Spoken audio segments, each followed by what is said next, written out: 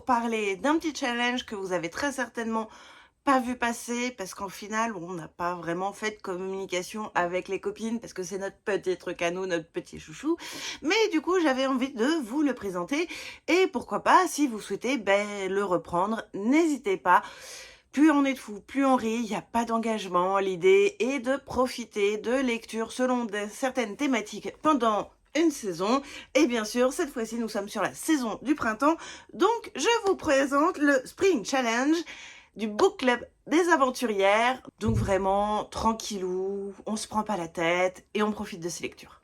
Et si dès maintenant vous voulez envoyer de la force à la vidéo, n'hésitez pas à mettre une emoji sur le thème du printemps puisque c'est le Spring Challenge. Donc je ne sais pas, une feuille verte, on peut mettre quoi d'autre? Une fleur, un soleil qui brille, enfin tout ce qui vous fait penser au printemps, n'hésitez pas. Donc du coup, à me spammer d'emojis, comme ça, voilà, vous donnez de la force à la vidéo et je vous remercie d'avance. Et du coup, pour cette saison, comme toujours, c'est 6 thématiques qui ont été choisies par les filles. Alors pour le coup, je le prends en cours de route. Elles ont décidé les thématiques et moi je suis parce que j'aime beaucoup les thématiques et que je me dis qu'au final ça peut me dire oh tiens j'ai tel livre que j'ai pas sorti de ma palle et c'est un petit peu le cas en fait quand j'ai sorti certains livres en fonction des thématiques. La première thématique, il s'agit du printemps en fleurs et il faut une fleur sur la couverture. C'est assez simple. On se base sur la couverture, on prend ou on prend pas, si ça nous plaît, si ça nous plaît pas, s'il y a une fleur, s'il y en a pas. Et en fonction de, on va lire. Et du coup, j'ai décidé de mettre Malgré les épines de J et L pour Jeanne et Louise Corolle aux éditions Chatterley. Et donc, on va être sur une homo-romance au début du XXe siècle, si je ne me trompe pas, où on va suivre le fils d'un duc qui va se retrouver à craquer pour le nouveau jardinier de son papa. Donc, comment vous dire que, voilà, une romance historique, j'aime beaucoup. Et puis, comme vous pouvez le voir, il y a des petites fleurs. Comme je l'ai reçu en service presse et qu'il faut que je lise plutôt rapidement, ce serait bien. Résultat des courses, je l'ai mis dans cette sélection, histoire d'être sûr qu'il soit lu durant les 3 prochains mois. Le deuxième thème est le réveil du printemps et il faut un animal dans le titre. Forcément, j'étais fait, c'est quoi comme animal? On pourrait avoir quoi comme animal? J'ai mis le royaume des corbeaux, donc le tome 1, à savoir La maison aux ailes déployées d'Olivia Wildenstein aux éditions Corrigan. Attention, c'est pour un public averti, ça reste les éditions Corrigan. Mais ce livre est très très joli, j'ai déjà le tome 2 qui est dans ma palle et avant que le tome 3 sorte, j'aimerais bien savoir s'il peut me plaire ou non. Et je vais vous montrer un petit peu comment il est fait, voilà. Là, cette fois-ci, on retrouve sous la jaquette le corbeau. Et regardez l'intérieur, il est tout beau. Franchement, à un moment ou à un autre, je me dis que je vais finir par afficher l'arrière des jaquettes parce qu'ils nous font des trucs qui sont juste magnifiques. Et on va y suivre une jeune demoiselle qui s'appelle Fallon, qui est mi-humaine, mais elle aimerait bien pouvoir épouser celui qu'elle veut épouser, sauf que comme elle est métisse, elle ne peut pas. Résultat des courses, pas ça l'empouette, pour rester poli. Mais on lui a révélé que si elle libérait je ne sais plus quoi de son endroit où il est piégé, elle pourrait peut-être épouser celui qu'elle aime. Résultat des courses, j'ai envie de le lire parce que j'aimerais bien savoir si je continue ou pas. Parce que l'air de rien, quand même, c'est presque 28 € le bébé. Il y en a un troisième qui va sortir, je ne sais plus combien. Il y en a en tout. C'est une trilogie. Où est-ce que ça va plus loin? Je ne sais plus du tout.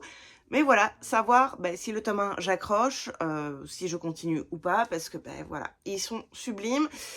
Et que si j'en ai un en relié, j'aimerais bien tous les avoir en relié. Je suis un petit peu toquée là-dessus. Mais du coup, si ça me plaît pas, ça sert à rien que j'achète les suivants. Donc autant le lire proche de la sortie. Comme ça, j'ai le temps de me retourner pour me dire « Ah oui, j'ai envie de le lire » ou « Ah non, finalement, je revends mon tome 1 et mon tome 2 ». Troisième catégorie, il s'agit du printemps qui s'affiche. Donc une couverture aux couleurs printanières. Donc vert, jaune, bleu ou rose. Et pour le coup, j'ai pris une couverture qui est bien jaune. Parce que là, c'est du jaune... On aurait pu faire plus jaune, mais ça représente quand même une bonne partie de la couverture.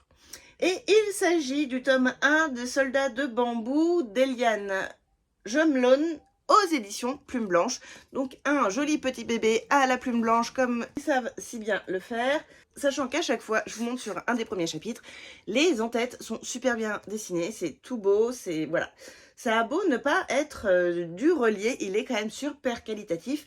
Néanmoins, attention, c'est une mise en page à la plume blanche, c'est-à-dire que c'est dense. Donc il y a un peu plus de 500 pages, je pense que grosso modo il aurait été édité, par exemple chez Corrigan que je vous ai présenté juste avant, il aurait plutôt fait 700 pages. Voilà, c'est un joli bébé où vous vous étonnez pas si vous avez l'impression de mettre 3 heures à lire une page. Bon, j'exagère un petit peu sur le 3 heures, mais oui, c'est quand même plus long à lire que une mise en page hyper aérée, mais comme dit l'éditrice, elle ne veut tout simplement pas vendre du vent, donc pour elle, tout espace est bon à prendre pour pouvoir vendre des pages très remplies et pour limiter du coup les frais de production, parce que forcément, entre un bébé de 540 pages et un bébé de plus de 700 pages, il y a une différence, sachant que celui-là est déjà quand même vendu 20 €, donc il y a déjà un prix.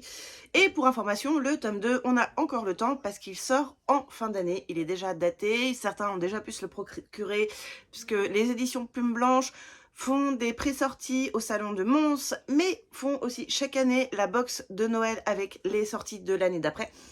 Je ne l'ai pas pris, tout simplement parce que par un moment, je ne vais pas tout prendre, même si elle me faisait énormément envie et que j'avais qu'une envie, c'est de me jeter dessus. Je me suis dit, soyons raisonnables.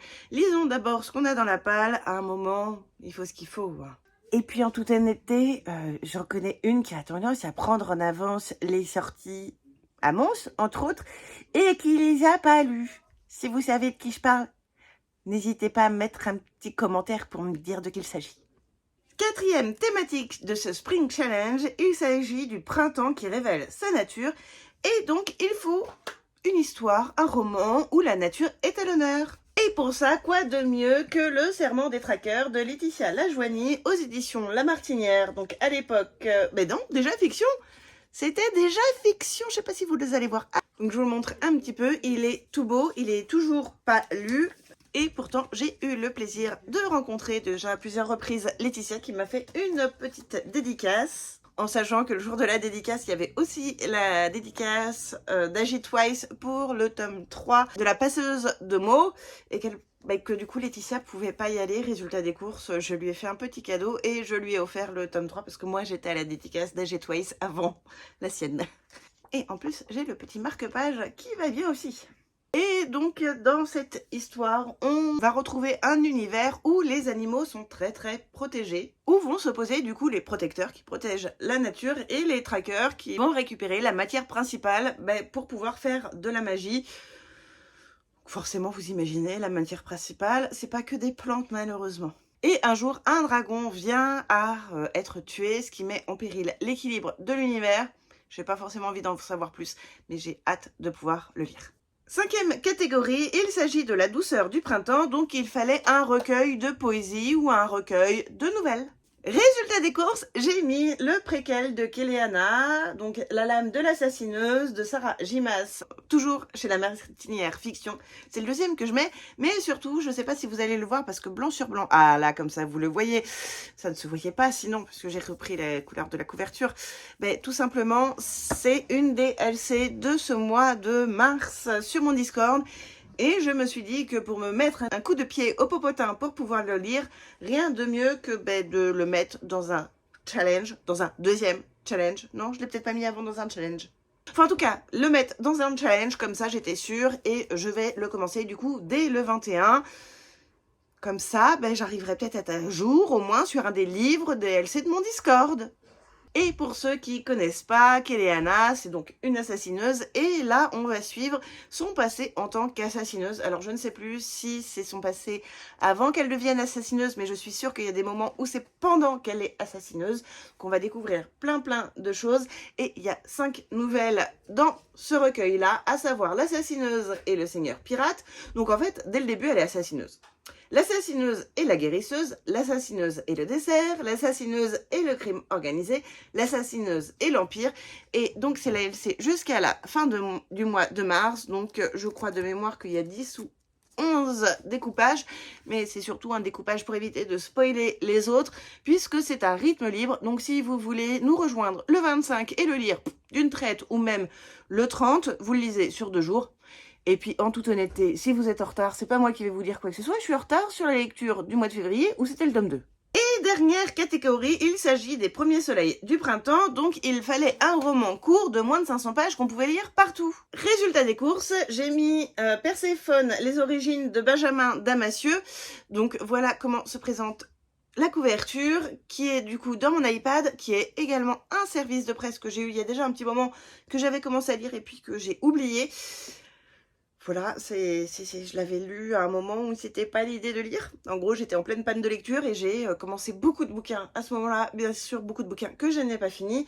Et nous sommes donc du coup sur une réécriture du mythe de Perséphone. J'ai pas forcément envie de me rappeler de quoi ça parle exactement, parce qu'il fait pas beaucoup de pages, il en fait 120 de mémoire. Résultat des courses, c'est le genre de livre où c'est mieux de le lire quand on a oublié de quoi ça parlait en dehors de la grande thématique. Et j'ai oublié de préciser, il s'agit d'une auto-édition. Donc merci encore à Benjamin Damasio de m'avoir fait confiance et il faut vraiment que je m'occupe de le lire du coup. Bon du coup, vous en pensez quoi des livres que j'ai choisis, des thématiques de ce challenge? Est-ce que vous avez envie de participer? N'hésitez pas à me dire ça en commentaire, à liker la vidéo ainsi qu'à vous abonner pour les prochaines vidéos, sachant que là, il y a du lourd, des grosses vidéos qui vont arriver parce que j'ai prévu des thématiques assez costauds comme le recensement à venir de mes sagas en cours. On se revoit très bientôt pour une prochaine vidéo. Bye!